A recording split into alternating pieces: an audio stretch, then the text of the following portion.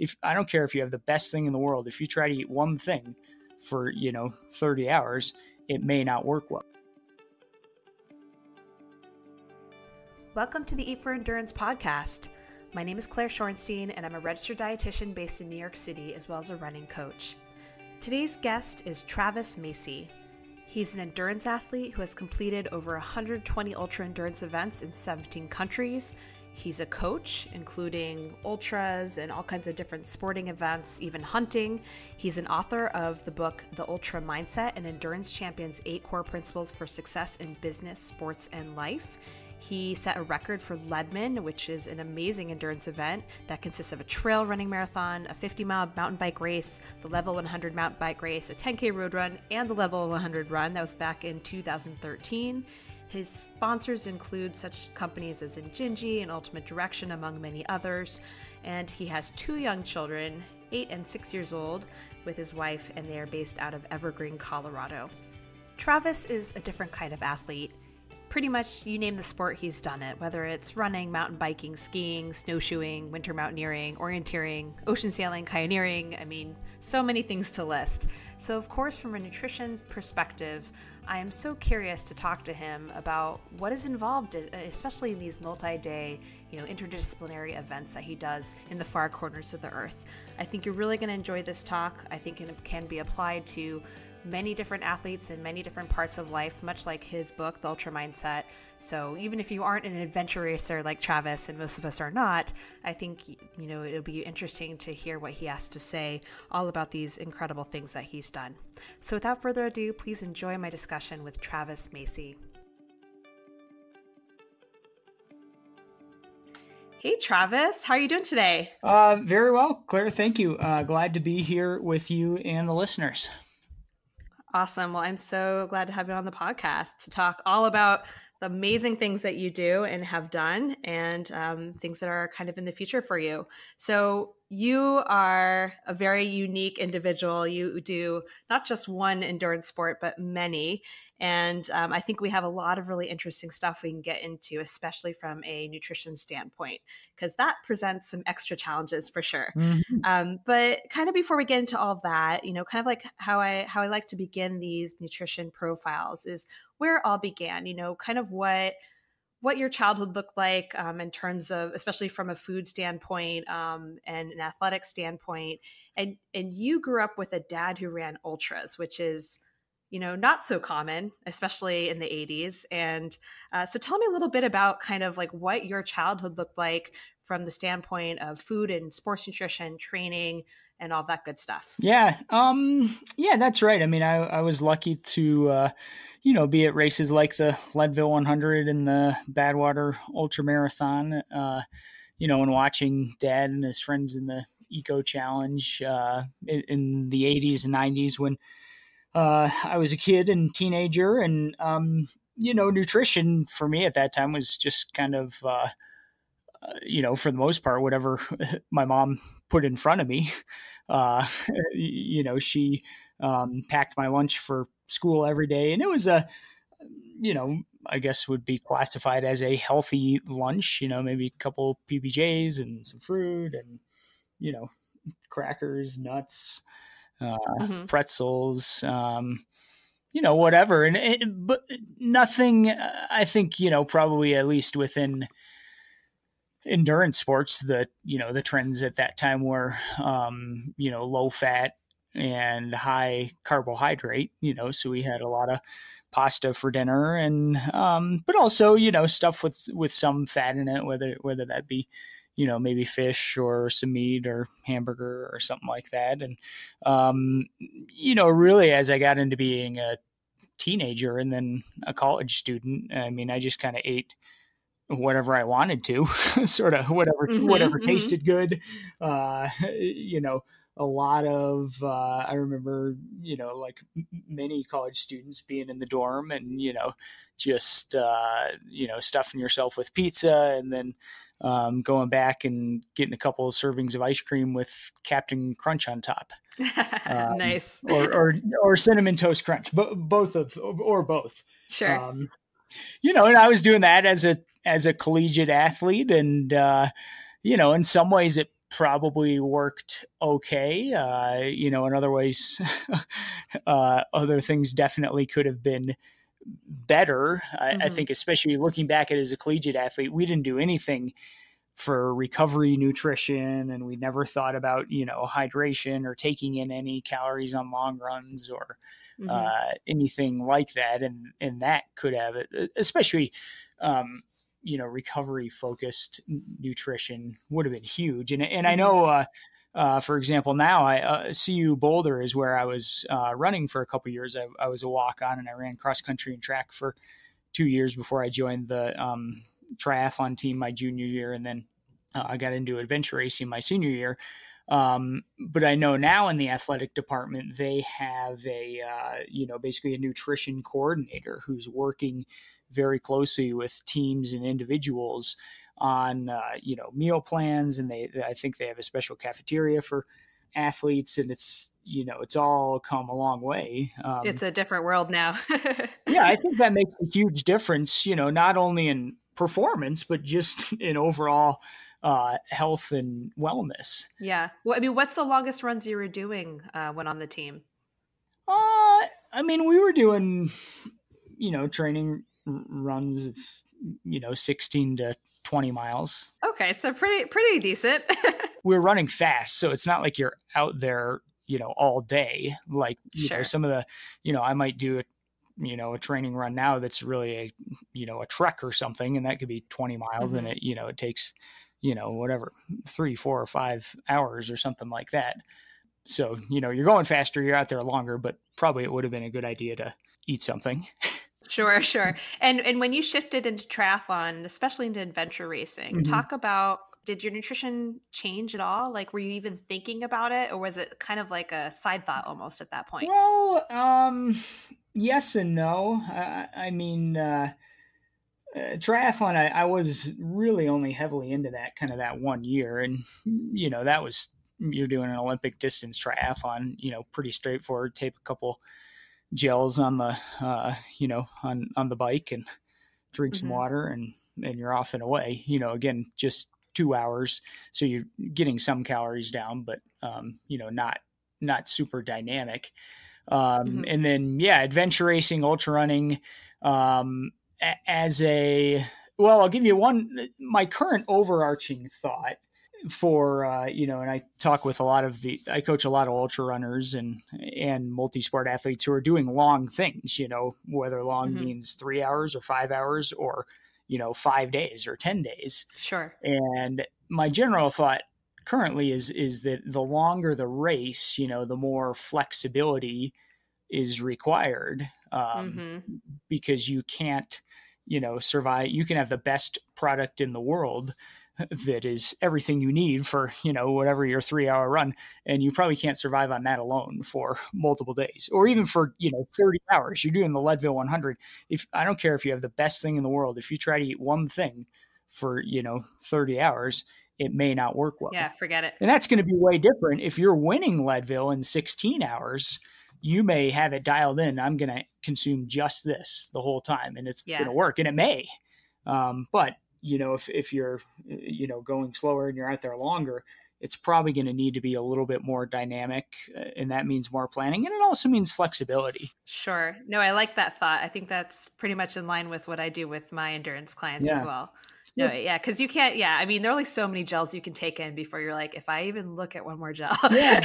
Yeah. Exactly. And And you get generally, hungry, right? yeah, back to my, I don't know, general progression. I mean, I, came out of college and I was 22 years old and, doing a lot of adventure racing. And that was kind of my main job for a while. And, I would say sort of for the next, probably till I was almost 30, I continued on a similar trajectory of like, eat whatever you want, eat what's Yeah. cheap, eat what's convenient. Can I interject for a second, just because some people may not know what adventure racing is? Can you just briefly describe what adventure racing is all about? Yeah, so adventure racing is a multidisciplinary sport where you're typically doing some sort of combination of trekking, which is basically running if you can and, walking when you can't. Mm-hmm. Mountain biking, there's fixed ropes. So, you get to a crag and they've set up some ropes that you do maybe an ascent, and then you do a Tyrolean traverse off to a spire, and then you rappel down and then do another ascent and another zip line, or some combination of that. Paddling is a big part of the sport, so that could be rafting, stand-up paddling, outrigger canoes, Mm-hmm. typically kayaking, often long stretches paddling a sea kayak. Navigation is a huge piece of it. So from start to finish, you're navigating with map and compass, typically no GPS, to checkpoints that are just out there Mm-hmm. along the landscape. They could be on a trail, but very often you're trekking through the woods or the jungle or the tundra or the desert or whatever it is. Mm-hmm. And that's it in a nutshell. Races will throw in unique disciplines to the venue as well. So like in Scandinavia, you might have inline skating. You're putting on fast inline skates and, going, 80 kilometers on inline skates. Wow. So stuff like that. But it's it's a cool sport, and it's I really like it. It's dynamic. Most of the races have 4-person co-ed teams, and there's a whole range of distances or times as well. There's smaller local races where maybe you're out there for 6 hours or something, and then there's a lot of 24-hour races. There's 48-hour races. There's multi-day stage races where you might race 8 to 12 hours per day and then sleep in a hotel or a camp or something. Mm-hmm. And then there's the longer races, which are called expedition races, and that's kind of a non-stop format over multiple days. That Mm-hmm. could be 3 days or 8 days or 11 or 12 days. So the Eco Challenge that's coming up for you in Fiji next month, now, is that basically an adventure race? Yeah, so that's an adventure race. Yep. Yeah, that is, and that's, in the small world of adventure racing, Eco Challenge coming back is exciting because that was, one of the main races that kind of got the sport going. It started in the mid 90s. It was a popular television event for 8 or 9 years. My dad did all those races. So, I was a Cool. kid and a teenager, and I was, watching him and watching, the other stars of the sport. And that particular race hasn't happened since 2002. So the fact that it's coming back and it'll be a big TV event. It'll be on Amazon Prime sometime in 2020. Mm-hmm. So it's pretty exciting for the sport. Awesome. So, and for these events, how does nutrition work? Logistically speaking, like, are there drop bags? Are there like places you refuel and kind of, get new supplies? Like, how does this all work? And it's not just you, it's like a team of 4 people. Yeah. I mean, it could be anything and everything. And a lot of that just depends on the format of the race, the location of the race, what's available. So what country you're in, because you're like in all corners of the earth, right? I mean, you go to let's say you're going to drive your truck to a race, somewhere here in the US, you could bring whatever you want, and you could plan things out, and you could probably have some pretty good food. And it also would depend on, some races you have a support crew. So that would be 1 or more people who are maybe driving to some of these, transition areas. So maybe the team's out, let's say, trekking for, 4 hours or 12 hours or 36 hours. And then they're going to come to this spot where the mountain bike section starts. And, some races you have a support crew who's going to meet you there. And, maybe they can cook a pretty good meal for you, whether that's, a freeze-dried backpacker's pantry or mountain house or something like that. Or, maybe they're grilling up burgers, or maybe they're getting pizza at a restaurant and bringing it over. So you're not necessarily left your own devices. Well, I mean, maybe you are depending on the event, but sometimes, are you carrying every single thing you need, and like you're filtering water? Well, typically not for the whole race. Okay. You're not carrying everything, but you may be, for example, this race in Fiji. I mean, there may be 2, 3, 4 days where we are carrying everything we need for that stretch. 2 or 4 days? Wow. Yeah. Mm-hmm. So what is that going to look like? Let's dive right in. Yeah. I mean, part of the answer, like I said, with flexibility is we'll see, because Fiji has some restrictions on what you can and can't bring into the country, because they have a incredible Mm-hmm. biodiversity. And they also have, it's like New Zealand, it's an island nation, and they don't want, organisms, Sure. whether it's seeds or anything else coming from other places in the world, which is great. I mean, you don't want to bring stuff in. So anyway, they have some guidelines on what you can and can't bring. And for example, Fiji said they would not accept Mountain House freeze dried meals, but they would accept freeze dried meals from a country called Backcountry Cuisine in New Zealand. Huh. I think because Okay. they're produced in New Zealand. Got it. Not that there's, I mean, I think Mountain House is totally fine, but there was some big decision, that the Fiji biosecurity said, we're not going to take this food from the U.S. So, in a nutshell, our plan is we have I have purchased and put in bags. I'm calling it a 1 day bag. So in this bag, there's about 3,000 calories of food. Uh-huh. It's all wrapped. It's in the original wrappers, which is one of the guidelines for Mm-hmm. Fiji. So it's it's a combination of some Pro bars, some peanut butter, some there's a couple Cliff bars, some drink mix kind of stuff, whether that's like a protein and vegetable drink mix. I think I got some UCAN in there, some Tailwind, some Starbucks Via. A real grab bag of stuff in there. Well, yeah, I mean, you're looking at like, our team, usually typically I've like raced hard and, Yeah. kind of gone for the podium. In this case, my dad's on the team, Oh, and, cool. we're kind of doing it more for the experience. Uh-huh. And really, like we're prepared to be out there a long time. Uh-huh. And again, you can't eat just one thing Sure. that whole time. Have you ever raced with your dad before, or is this a first? Not a really big race like this. We've done a number of them together, but not something on this scale. So we're super excited. That's amazing. How cool is Yeah. that? So anyway, we'll have those.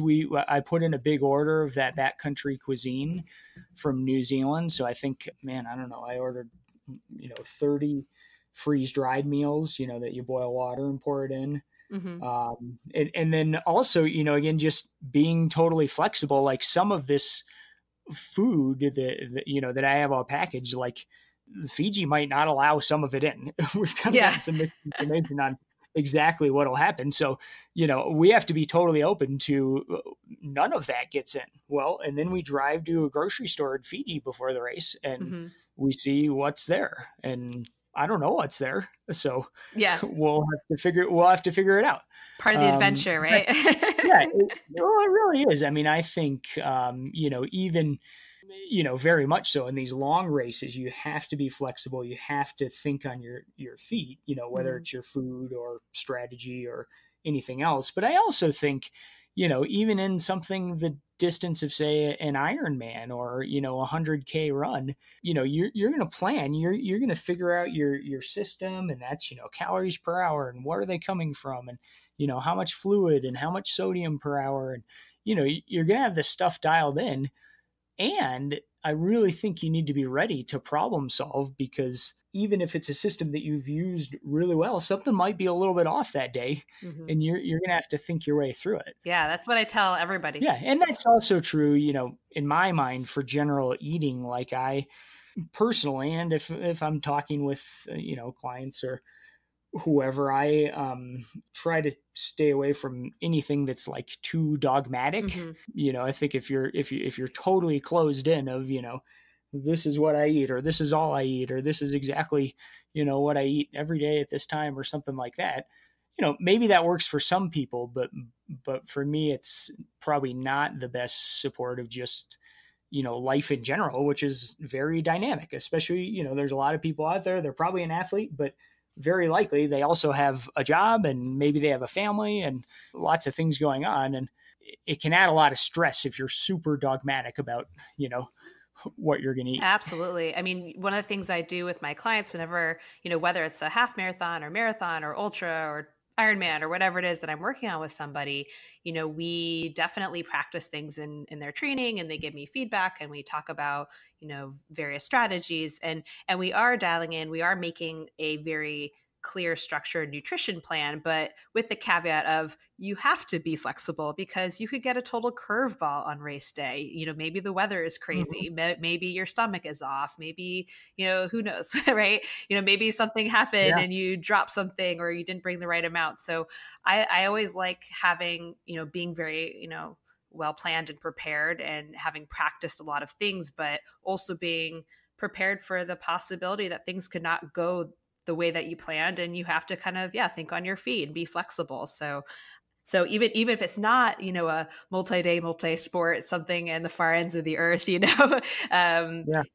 but of course in your situation, I mean, flexibility is everything, and you have to be very Yep. very just, you have to have thought through everything. But even no matter how much prep you do, there's always going to be probably something you didn't think of, right? I'm sure Yep. you're not fully Yep. prepared no matter what you do. It's kind of almost like having a baby, right?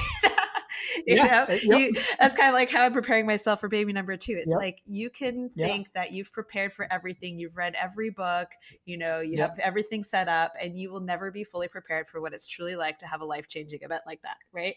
Yeah. Anyways, Oh yeah. um, Yeah. awesome. So, well, and how did you determine? You said it's about 3,000 calories of food. Where did you get that number from, or is you just kind of estimated that's how much? Yeah, I mean, that's kind of a starter because we'll also have the freeze dried meals. We'll have some stuff from the grocery store, that our crew guy can go to. So really, I would say in a nutshell, it was like, well, this seems like an amount we can probably carry. Uh, Mhm. and it's a good start, and we'll be supplementing it, and well, how much are you really burning or how much do you really need? Who knows? Because that this case where it's multiple days is far different from even an ultra run where you could say, well, okay, we've done some metabolic testing and we think if we stay in approximately this work rate that we can burn about this many calories an hour. I think that kind of testing sort of goes out the window a bit. Yeah. So some of it's experience, some of it does this look like enough variety? Some of it is even thinking in meals a little bit, if you will, okay, start of the day. Let's, does this seem like breakfast Mhm. or, something like that, which is less if you're trying to win the race. I mean, you're kind of hammering through and you're probably going 2 or 3 hours of sleep per night. We're in the case where if you're going to be out there that long, I think you need to sleep more. Mhm. And my dad has Alzheimer's, so that's another dynamic factor, and we think that sleeping more will support his cognition as well as keep us fresh. But that's even in meals, thinking in terms of, well, maybe we sleep 5 or 6 hours a night, which in the world of adventure racing is a lot. Yeah.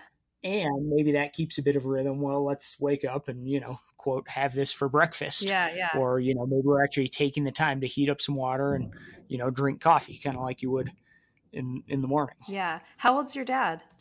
He's 65. Wow. 65 with Alzheimer's, and he's doing this race. That's pretty amazing.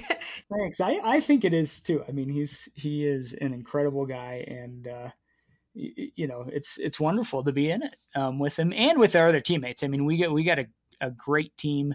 Danelle Ballingy is she lives in Moab, Utah.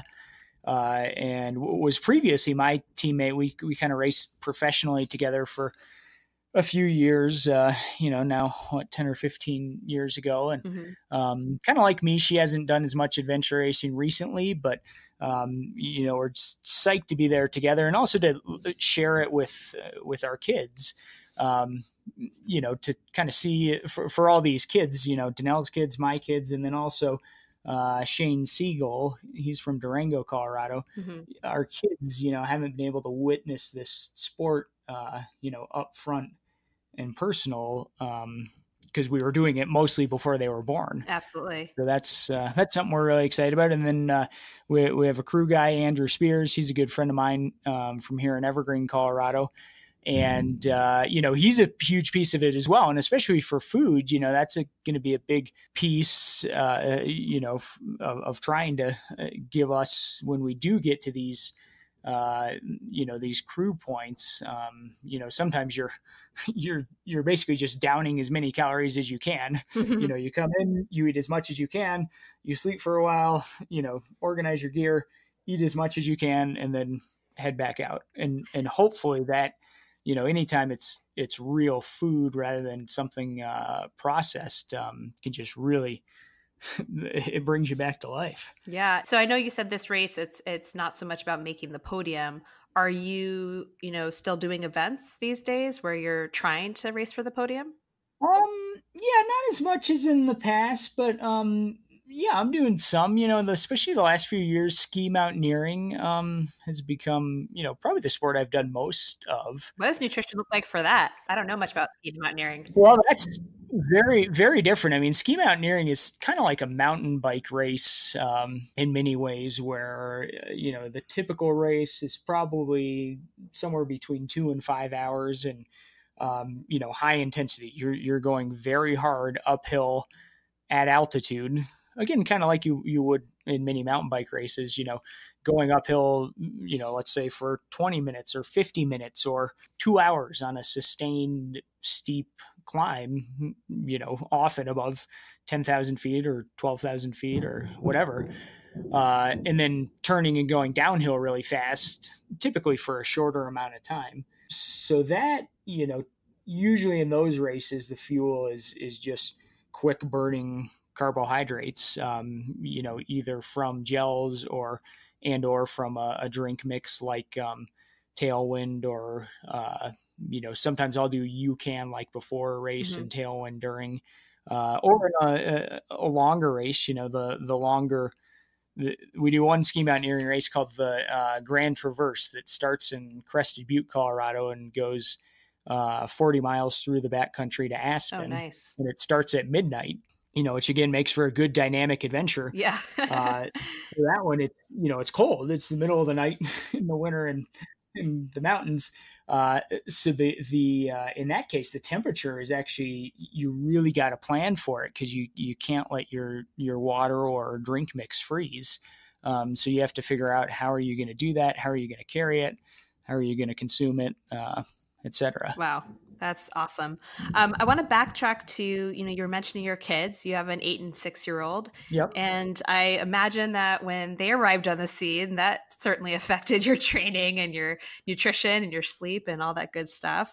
Talk to me a little bit about kind of how things have evolved, over the course of, your athletic career since starting a family, and what that looks like now in terms of, what does an everyday look like? I had a big shift, Claire. Oh gosh, when was this? I was probably just over 30 years old, and I guess Wyatt was probably 2 or 3, and Lila was less than a year old or something. But I kind of just, had this moment like where I started caring about eating healthy. Oh, is this the moment after all those years of just putting whatever in that you finally started caring? Yeah, it was. And, some of it was, I mean, honestly, at the start, it probably did come from a performance motivation, as many things do for many athletes. You realize, well, if I sleep more, I can, run faster, or, if I eat healthy,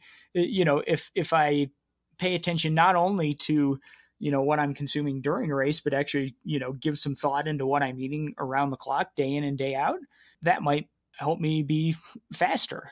And that's kind of where it started. And I feel like I've, maybe also evolved a bit since then on just, general wellness and, physical health, mental health, longevity, looking at something like Alzheimer's. I mean, Sure. your dad gets diagnosed with Alzheimer's, that rocks your world to the core. Absolutely. And makes you think about these kind of things. So anyway, for me, one key influence was Scott Jurek's book, Eat and Run. And, he just talks a lot, vegetables and stuff. And, I kind of like, wow, I'm eating some vegetables, but not that much. And this could really help me. So I started eating a ton of vegetables and more, plant foods. And I still, I kind of joke with people. I mean, my diet day in and day out is basically a plant-based diet that also has some meat mixed in. Yeah. That's kind of like how I like, it's plant based, but I do eat meat as well, and especially with meat, that's been another big shift for me in the last 4 years is having that be wild game meats. Well, you're a hunter, as we were talking about Yeah, earlier. You have a whole program where you coach. You're an endurance coach for hunters, which I find fascinating. So, are you eating the meat that you're hunting? yeah, oh yeah. Wow. That's a huge piece of hunting, and I think there's probably for a lot of people misunderstandings about this activity. I mean, it's highly regulated, and in my mind, it's something that's good for animal populations as a whole. It's part of the way that wildlife in North America are managed. In my opinion, an animal that dies quickly with an ethical shot is probably suffering much less than, say, an animal that starves in the winter Hmm. due to overpopulation. And that's just, that's the way things work here in America. There can't be an unlimited number of, deer and elk and anything else, Hmm. without a lot of starvation and those kind of things. So Sure. anyway, that's a whole nother issue. And I also am completely respectful about anyone's view on, any topic, whether that's, vegetarianism or being a Hmm. vegan or, you know, being a hunter or not, or So you wouldn't classify your diet as any one particular thing. Then it sounds like it involves a lot of plant foods, but with some animal products as well. yeah, yeah, and of the meat, that I've had in the last, couple years here, probably 90% of the meat I've consumed is from antelope and deer, and especially elk, because they're big, that I've harvested, and that's an animal that I know where it lived, I know what it ate, I know how it lived, and I know how it died. That's an animal that I saw die, and I shared that it is really sad to Yeah. kill an animal, and it's really powerful. And I, you go to the grocery store or to a restaurant and you buy your burger or sliced meat or anything, like we usually don't even think about that. Yeah. That was an animal, that was a life. Sure. And so for me to sit at the table with my kids, and we cook up elk steaks and we pause, guys, this is this elk that lived here, or here's some bison steak that we got from our friend who harvested it. This was an animal, and this is where it lived, and how it lived. So that's become a big part of the food process for me, and I'm definitely not getting most of my calories from meat or anything like that. But I think for me and my family, it works. I ate a good elk steak, and like it feels like rocket fuel. Hmm. The next day I'm like, wow, this feels really good, Awesome. and it's I know it's not full of any junk. Absolutely.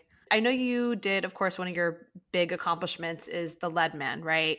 And it's this amazing endurance event. It's how many days? 5 days, or there are tons of all these different endurance events. You held the record for several years. Now, at what point did that fall in this whole revelation of eating healthfully and changing your diet? Was that before or after? Um, Do you Good remember? question. That was, yeah, probably around about that same time. That would have been 2013. So Hmm. maybe I think I was eating vegetables pre 2013, I hope so. or eating a lot of them.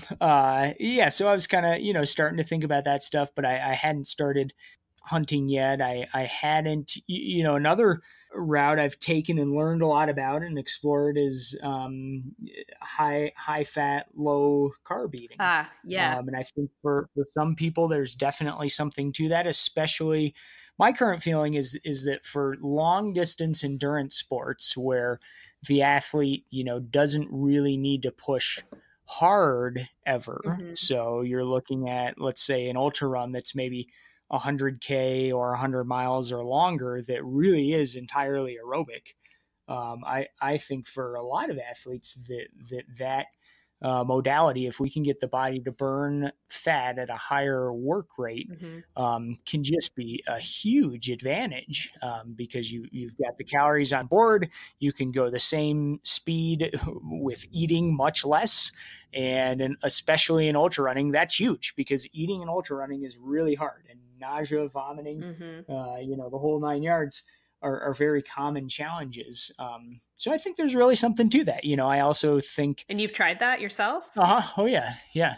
And not, I wouldn't say I've, gone into, I'm going to be fully ketogenic for a long period or something like that, Mm-hmm. but I have explored, especially when, a few years ago when I was heavily ultra running focused, doing a lot of that. And I think it works. And I, currently one thing I do that's maybe sort of a piece of that, system is doing, an extended fast overnight, Hmm. which I think helps with, fat metabolism, and is one thing that's written about in, the art and science of low carbohydrate performance, I think is the title of the book. Mm-hmm. And those guys did that. I think it's called the Faster study, where they tested a number of elite running athletes and realized that they were burning fat at a much higher work rate, than had been previously thought possible. Yeah, I'm actually talking with another low carb, high fat athlete,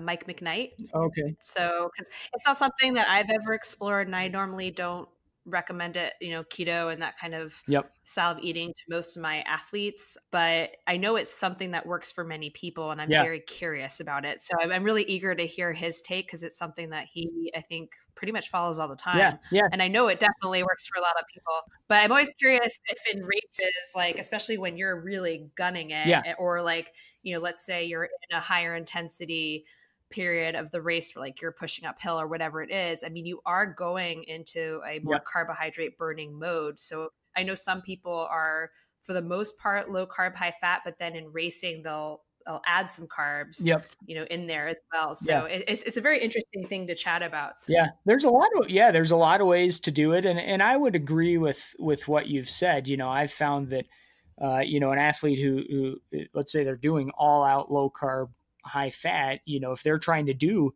a 1 hour running race or a 2 hour mountain bike race, Yeah. or for me, a ski mountaineering race that's 2 to 4 hours.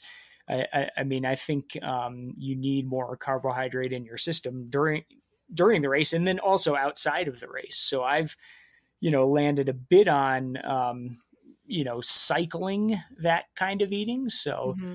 I'll try to, around, longer and harder workouts, I'll eat more carbohydrates. So, before, during, and after.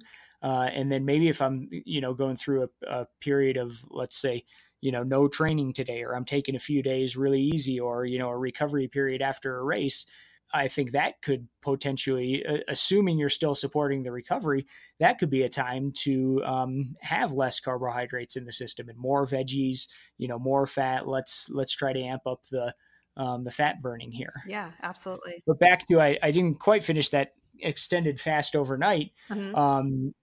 Usually, we have little kids, so we eat dinner on the early side. We're usually done with dinner by whatever, 5:30, 6:30, Mm-hmm. 7. And then I don't eat any snacks in the evening. And then I wake up in the morning and I typically do, an easier run or bike ride, let's say 1 to 2 hours. And I do that Mm-hmm. in a fasted state. So I don't eat anything before it. And I just get out and I do my training, and, I have my morning espresso and drink some water while I'm going, and, and it feels fine. I can, get out, and there's, I'm not going to bonk or run out of, fuel or anything, because I know that I can do it, and I do it all the time. And I think that, encourages Mm-hmm. that metabolic efficiency and fat burning, because that's, basically what the body's doing. But the key thing here is that it's an easy effort, right? And Yeah. it's not Yep. like super, super, super long. Yep. It's under 2 Exactly. hours and it's easy. And then I assume that you're recovering after and you are eating something, or are you trying to fast after you? Okay. No, no, yeah, I'm eating, yeah, and then, when I'm done, then like I get home and my kids are waking up, and, the craziness of getting them to school is Mm-hmm. on, and, I'm cooking up breakfast, usually some eggs with some carbohydrates, whether that's a bagel, or, quinoa or Mm-hmm. something. I eat a lot of salad. Like, I buy those, little, tubs of organic, salad or a mix, and I I'll just eat that throughout the day. I eat in the morning, I eat at lunch, I'm driving around and I put it in the truck and I just chow on it. So that's what I'm usually like when everyone's asking me about intermittent fasting. And, for that, it's like most people are skipping breakfast and they're eating within like that 12 to 8 p.m. window or whatever. If I'm working with people who are morning athletes, like you're a very early morning athlete. I know we'll get to Ultra Mindset in a second, your book. And I know one of them is like the 4:30 a.m. rule or whatever that is, but you're like a really early morning guy, right?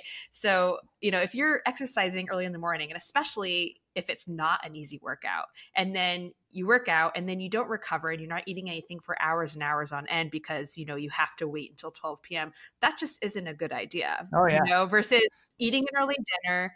And then maybe you're fasting for 10 or 12 hours, which I tell people you're still getting some benefits from that, but you're not sacrificing your recovery, So that's exactly kind of the way I go about it as well. And it's definitely not, I would agree, if someone's thinking I'm going to skip meals.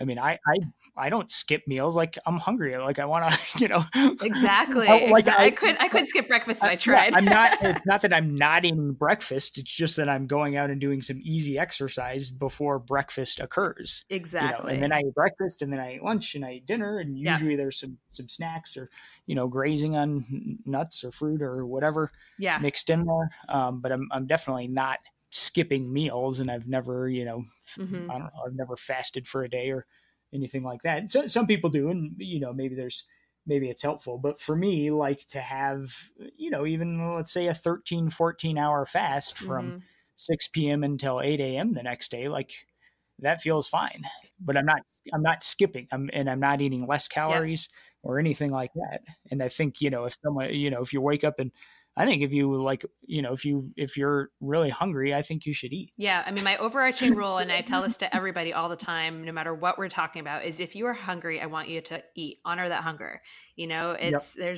There's no reason to go hungry. Like that's not doing you any good. Let's talk Ultra Mindset. Of course, we couldn't have this podcast without talking about your awesome book. I read it back right after we met in 2015. And I know you speak a lot about it and you live by these principles that you've cultivated for yourself through endurance sport and that you apply to, you encourage everyone to apply to so many areas of their life. So my question to you is, have you ever applied these principles to anything relating to nutrition? And actually, maybe I should go through, just for my listeners. First of all, you guys should all buy the book. It's great. But let's just do a quick rundown of the principles. I wrote them down for myself because, I can't remember all of them. But So number 1 is it's all good mental training. Number 2 is be a wannabe. 3 is find your carrot. So I guess, hey, that's food. 4, though I know that's not what you mean. Number 4, have an ego and use it until it's time to put your ego aside. Number 5, think about your thinking, what and why. Number 6, the 4:30 a.m. rule. When you have no choice, anything is possible. I think that one I definitely have brought up with people before in my counseling. Number 7, bad stories and good stories. The ones you tell yourself make all the difference. I can already think of some links between, people and making behavior change and this kind of the negativity they bring to that. So that's something I thought about a little bit. And then 8, never quit except when you should quit. So with all that in mind, I mean, maybe you've never thought about it in relation to nutrition, but I was just kind of curious. No, I haven't, but it's a great question. And a couple things come to mind, that I think it's number 5, the kind of think about your thinking, like being intentional about considering what are you doing versus why are you doing something. And the what are you doing I recommend is, when something's detail oriented or really takes a lot of thought to hone in. And then the why you're doing it is more of, something gets hard, long, drawn out, you're in, I don't care if it's a 100-mile race or maybe you're running a 10K, and you're 4 miles in and, it hurts. It's really hard. And at that point, you got to think about what is your why, what is the motivation that's drawing you here to, to dig deep or to answer the question, how bad do you want it? From that great Matt Fitzgerald book. Yeah. And I think, for me, that's, food for sure. You're planning out, you're spending, when I'm coaching an ultra runner, we're working towards, again, whatever, 50 mile, 100 mile, 200 mile, that what we are honing in on, and especially the long runs. I always tell people, I want you to be really intentional of, try these things out. What are you eating? How many calories per hour? How much sodium, how much liquid are you consuming, and in what form, and tracking that, writing it down in the training log. We've got a journal of what are you eating, and that's all what sort of thinking, because it's super detail oriented, and it's really helpful, Mm-hmm. and hopefully we're getting to race day with, here's a range of things you can eat. Some of them may be, performance products, and some maybe real foods or things that you cook in your house or buy at a store, and you're figuring out a plan. So that's all what sort of thinking, and then I would say the why thinking. I said, okay, listen to your hunger. Mm-hmm. I think is a great, tenant of daily life. That said, during races, like how many times have I force fed myself calories when I didn't feel like eating, but I know I need to. Exactly. And I think, again, the longer the race gets, the greater the chance that there's going to be a time where your stomach just feels like total crap, Mm-hmm. and you still, like, to keep going, you need calories. Your brain needs calories. Your muscles need calories, and in those cases, I really think any calorie is better than none. Mm-hmm. I tell people, you're in an ultra run, man. If your stomach's going downhill, of course we've tried this and that, and we've got, you're using some electrolyte pills, and maybe you've got some ginger chews or ginger lozenges, or other, chewable Peptos, and all kinds of stuff. You're doing things to try to make your stomach feel better. And sometimes at some point, like, you're just going to have to get food down, Mm-hmm. and I think any calorie is better than none. So you might show up at that aid station table and you look at all these things, and I tell people, if one of those things looks like something you can swallow without puking, then why don't you try doing that? Yeah. Do it, but also, so that's the why. Like, oh my Yeah. God, this is terrible, but I'm going to eat it. And but there's also what thinking. So in other words, maybe it's a PBJ. Well, maybe if you eat that whole PBJ right now, you're going to puke. But maybe if you take one little bite and follow it with a bit of water, and then 5 minutes later you take another teeny little bite, you're getting in 20 calories at a time here. It may stay down, and it may digest and give you the energy, and get your body and brain going again. And that was, actually, I was pacing a good friend this last weekend at the Leadville 100. It's a long, tough run at altitude. It's really hot during the day. It's really cold at night. And she's an elite athlete with definite podium potential. And, it was a tough race for her, and her legs kind of ran out, and, we ended up just slogging all night to get to the finish. And it was, it was great that she never, I think some elite athletes, they have a bad race, and, they get part way and they just stop because Mm-hmm. they think, oh, the only point of racing is to, When, win or have a yeah. result, or, whatever, and I mean, I kind of get that. If that's your thing, that's fine. Personally, I like it when people keep going, Mm-hmm. as long as they're not doing long-term damage, or think something like that. But that's where the personal development takes place, if you ask me. It's all good mental training, right? As you Yeah, say. well, it's when things are hard. And so anyway, the point back to the food, it turned out like there was one thing that Denise could sort of stomach, and it was mashed potatoes at the aid stations in Leadville. They make up these hot mashed potatoes, just big pots of them, and everyone we went through, I grabbed a few cups of them, and I had this big Ziploc bag, to try to keep them a little. I mean, it's literally like 25 degrees, so they're getting cold pretty quick. But basically every 10 minutes I would take out a spoonful and hand it to her, and she'd, one spoonful of mashed potatoes would take her about 5 minutes to get down, and a bunch of little swallows. But it was like that was enough to do that for whatever it was, 15 hours, through the freezing cold night. And she kept going. Wow. Yeah, that's the one why. And then maybe the one about quitting, never quit except when it's time to quit. That's one, people may use, looking at, here's an eating habit. Like, this is something I do. Is this helping me, or not? Or what's the value of it here? I've recently, in the last couple months, I haven't consumed any beer because I was discovering that it was having a negative impact on my mental health. Mm-hmm.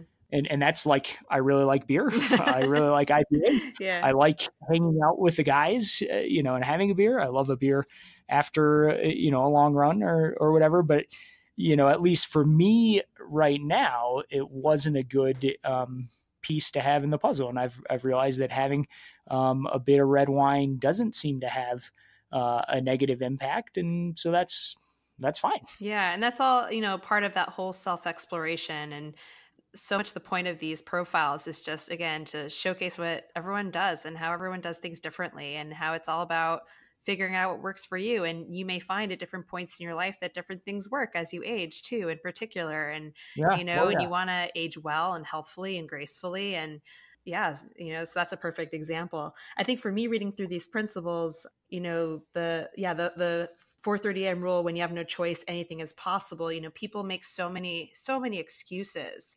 And often, when it comes to changing behaviors for health and well-being, and and sometimes people have, goals, like whether it's losing weight or all this stuff. And, I always ask people, like, what is your motivation? Like, why is this truly important to you? And really getting at kind of beneath the surface. Like you mentioned your dad and Alzheimer's, like sometimes it's a family member or a big health realization, whether it's for you or someone you love, or, maybe it's more than just appearances, which is what you may latch onto at first. But I do find that sometimes, people may say that, something's motivating them, but then they never prioritize it. It's like work or, all these other things come first. And it's so hard to actually get people to make changes, like meaningful changes. I think really, truly just making a commitment to something, as you're kind of getting at in that one principle with the 4:30 a.m. rule, that's an important thing. You have to make that true commitment to make change. As a dietitian, there's only so much I can do if you're not making a commitment to making change. Yeah, I think so. And, some of it is, being okay with things being hard. Absolutely. Yeah. Life is hard, man. Yeah, that's part of the process. And, it's okay. And you don't have to be perfect. I think sometimes, when perfectionism comes into the game, then someone's got a commitment and, oh, I slipped up a little bit or, didn't follow the plan or whatever. Like, okay, well, welcome to life. Yeah. That's okay. You keep doing your best and, usually that'll be enough eventually. I mean, for me, that's, you talk about kids entering the picture. Life as a parent is just more dynamic, period. Dynamic's a nice way to put it. Yeah, it's wonderful. I mean, it's more wonderful than you thought it was going to be, and it was going to be, and it's also a hell of a lot harder, and that's okay. And so you just you have to give yourself grace because it's not going to be perfect, and you're going to make mistakes, and that's just part of it. Very briefly back to the Alzheimer's. So my dad he's doing a fully ketogenic diet, which is something, that's been studied and explored, in working with Alzheimer's, with kind of at the root cause is let's see if we can reduce inflammation.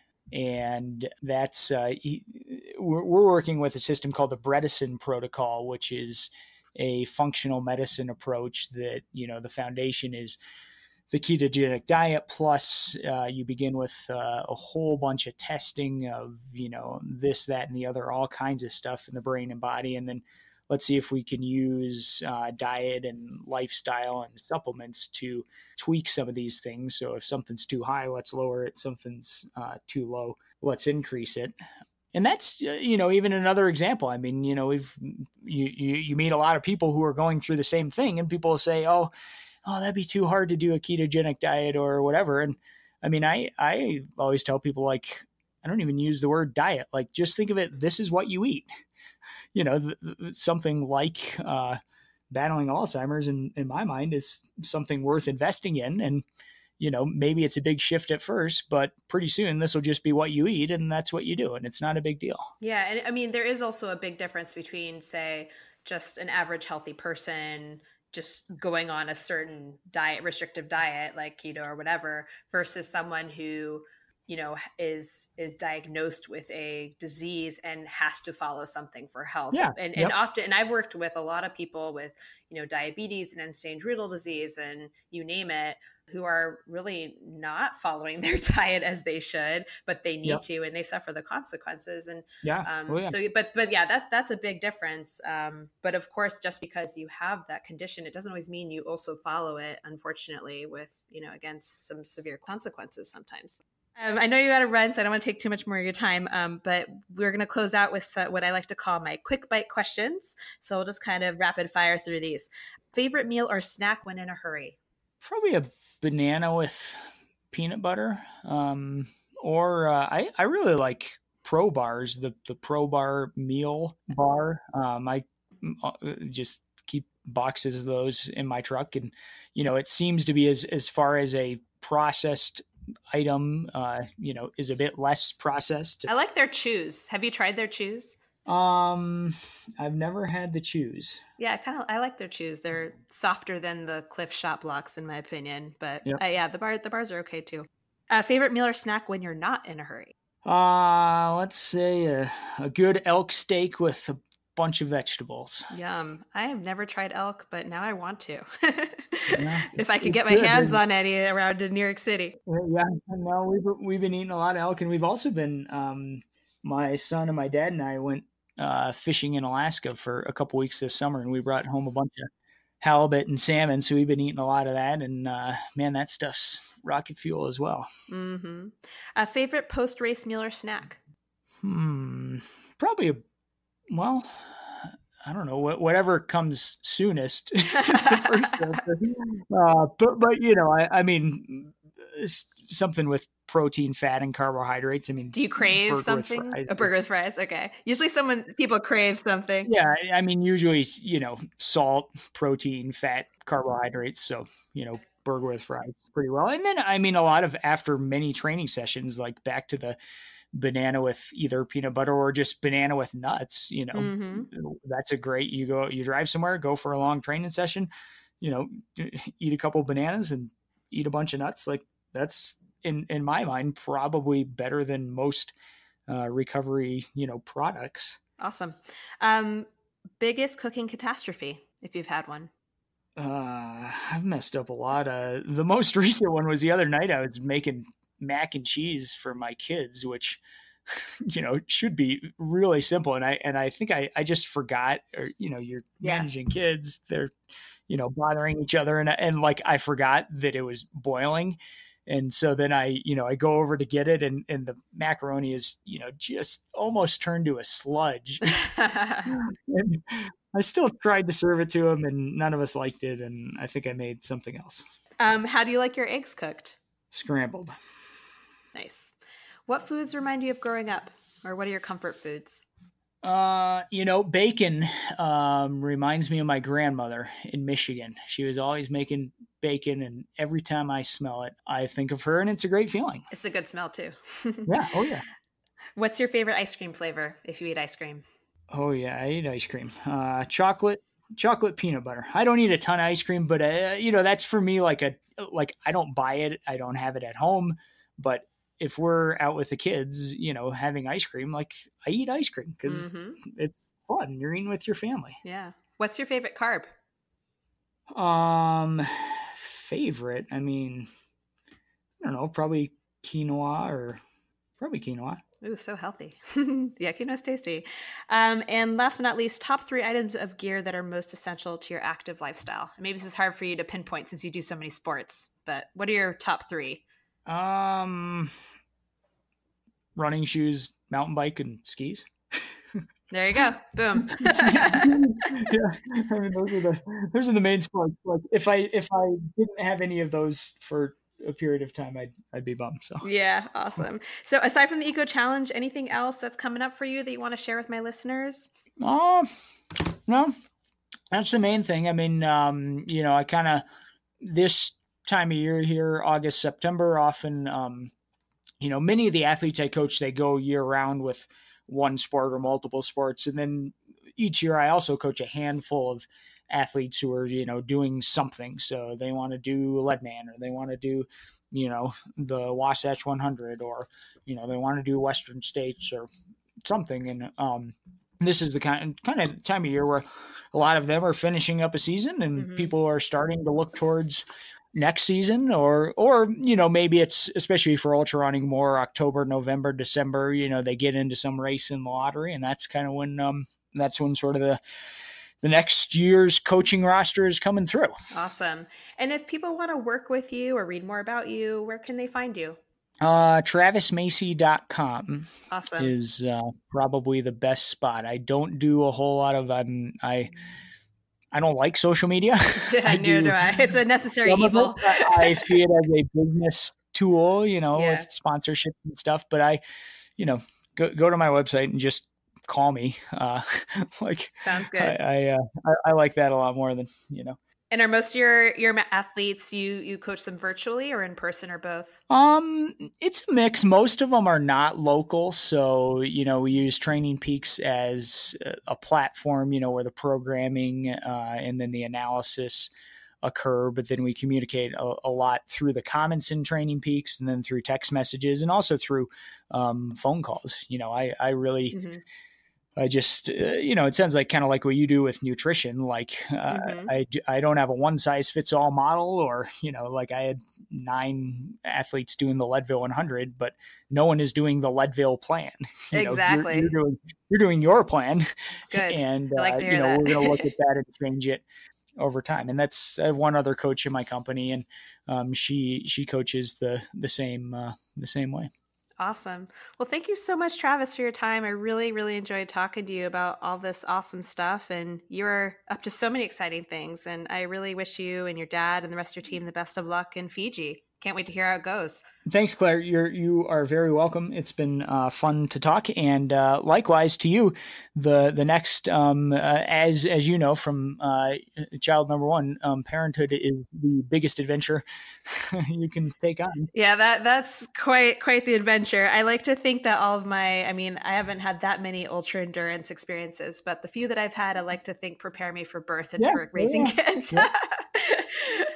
I think I'd still rather run for 12 hours than give birth again, but it's all good. All right, Travis, have a good one. All righty. Thank you. I hope you enjoyed my conversation with Travis Macy as much as I did. He's such a unique and down-to-earth guy who's accomplished so many amazing things in his life, and of course he's about to accomplish yet another awesome thing in Eco Challenge Fiji. So I'm wishing him the best of luck with his dad and the rest of his team. I can't wait to see how they all fare out there. If you want to read more about him or work with him to get his coaching advice, you can reach him at travismacy.com or on Instagram at travismacy. And again, his book is called Ultra Mindset. It's awesome. You should check it out. I really enjoyed reading it many years ago. That's it for today. So if you have any questions or feedback, you can always reach me at eatforendurance@gmail.com. You can visit my website, eatforendurance.com. And of course, if you would like to keep this ad-free, I would always appreciate you visiting my Patreon page, which I'll link to on the show notes. And of course, any readings or reviews on iTunes are always appreciated as well. Have a good one, guys. Until next time.